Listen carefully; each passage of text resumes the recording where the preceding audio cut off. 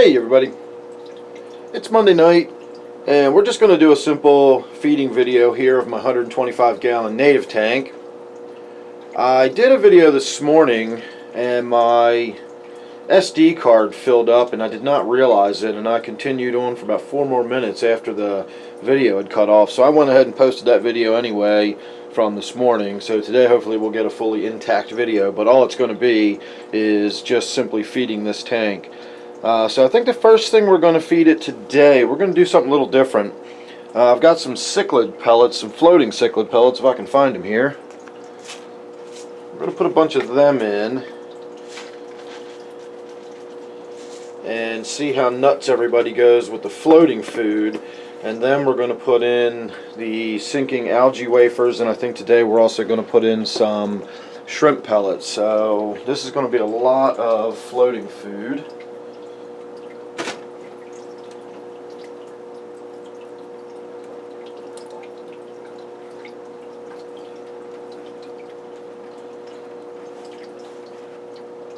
And as I suspected, they're all going to go sort of nuts on that. Now normally the food I throw in there, as they hit at it like that, it knocks it down into the water column and it starts swirling around and the fish go crazy all through the tank.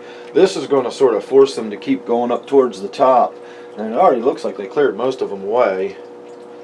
So alright, let's try some algae wafers this time.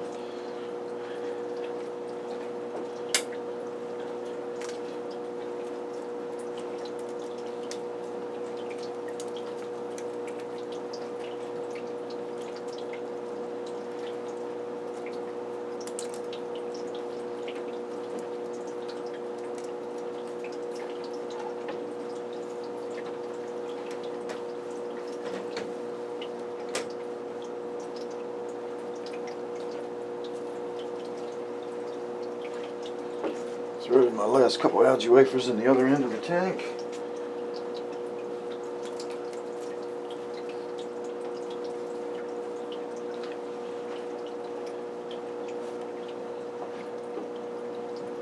And they went through that floating food so quickly, I actually am going to throw some crisps in there, get them floating around through the water column. We'll get to see a lot more activity. Me turning that forward light fixture on there like that pretty much rattled everybody up too.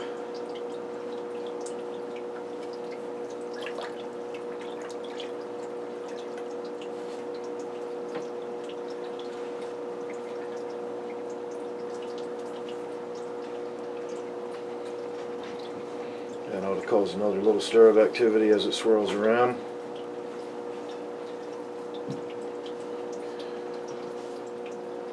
So it really doesn't take long for that tank to finish its food and be done with it, does it?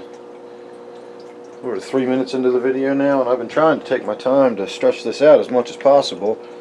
So I guess we can throw some of the shrimp pellets in there. I do want to get some of the shrimp pellets down on the bottom. It's a meatier protein than the algae wafers that I'm throwing in there. And I do still have some crayfish left in the bottom. And I've got the pleco in there. The Chinese algae eater is still in there. And they all need the higher protein foods, at least from time to time, maybe not every day. But it is good to put shrimp pellets and meatier foods that sink to the bottom in. About once a week I guess I do that. The Hikari algae wafers have they call it complete protein, so I'm assuming it's better than, you know, typical just plant proteins. It actually has whatever is needed that would be the same as the meatier type foods, but I still think that it's a good idea to throw some actual shrimp pellets or something that's genuinely meatier in there. You can hear all that noise in the background. That's what it sounds like every time my heat kicks on. It sounds like the house is falling apart. So unfortunately that's about it. I still have the rest of the room to go around and feed, so I'll leave the camera rolling. Maybe the crayfish will come crawling out from one of their little hiding spots or something. I don't know. The tilapia is in there on the very far right, so I suppose there's a possibility he may come out. Other than that, I'm not too sure.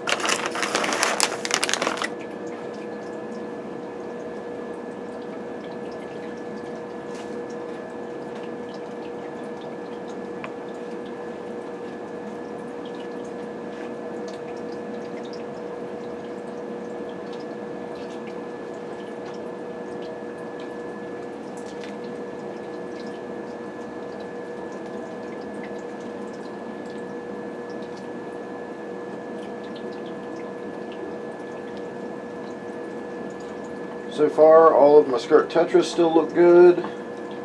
I haven't lost any more of the neons in my T-bar tank. So those were the neons that had been exposed to ick when I brought those long fin cherry barbs home. So I did treat them for about 10 days before I took them out of quarantine, but that was it. It was a very short quarantine period, especially considering that they didn't have ick necessarily, but they had been exposed to it. There was no doubt about that.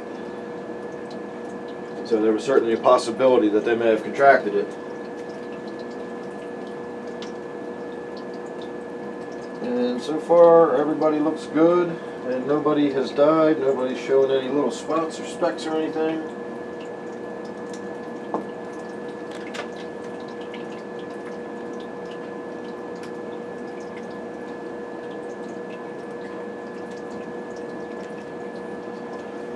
Oh, right.